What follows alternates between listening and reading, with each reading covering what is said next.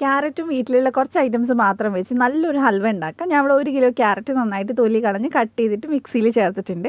വളരെ കുറച്ച് വെള്ളം ഒഴിച്ചിട്ട് അതൊന്ന് നന്നായിട്ട് അരച്ചെടുക്കുക. എന്നിട്ട് നല്ലപോലെ അരിച്ചെടുക്കുക. അപ്പോൾ അതിൻ്റെ ജ്യൂസ് മുഴുവനായിട്ട് നമ്മൾ എടുത്ത് മാറ്റി വെക്കുക. അപ്പോൾ ഇത് ഞാൻ മുഴുവനായിട്ട് മാറ്റിയിട്ടുണ്ട്. ഇനി നമുക്ക് 2 ടേബിൾ സ്പൂൺ ഗോതമ്പ് പൊടി, ഒരു 6 ടേബിൾ സ്പൂൺ കോൺഫ്ലോർ എടുത്തിട്ട് കുറച്ച് ആ ഒരു ക്യാരറ്റിൻ്റെ ജ്യൂസ് ഒഴിച്ച് നന്നായിട്ട് മിക്സ് ചെയ്യുക. പിന്നെ എല്ലാം കൂടി നമുക്ക് ആ ജ്യൂസിലേക്ക് മിക്സ് ചെയ്ത് കൊടുക്കുക.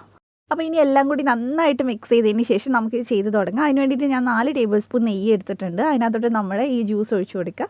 3/4 കപ്പ് പഞ്ചസാരയും ചേർത്ത് നല്ല തിക്കാവുന്ന വരെ ഒന്ന് കുറുക്കിയെടുക്കുക.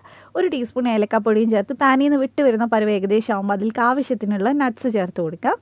അപ്പോൾ നന്നായിട്ടൊന്ന് പാനിൽ നിന്ന് വിട്ട് വരുമ്പോൾ ഇടയ്ക്കിടയ്ക്കായിട്ട് കുറച്ച് നെയ്യ് ചേർത്തിട്ട് മിക്സ് ചെയ്യുക. ഓൾറെഡി ഞാനിവിടെ ഒരു ട്രേ സെറ്റ് ചെയ്ത് വെച്ചിട്ടുണ്ട്. നട്ട്സൊക്കെ ഇട്ടിട്ട് അതിനകത്തോട്ട് നമുക്കിത് ഒഴിച്ചിട്ട് ഒരു 2 മണിക്കൂറിന് ശേഷം നമുക്കിത് സെർവ് ചെയ്യാം. നല്ല ടേസ്റ്റിയാണ്. എല്ലാവരും ട്രൈ ചെയ്യുക. ധ്യാൻസ് കണ്ണൂർ കിച്ചൻ ഫോളോ ചെയ്യുക. താങ്ക്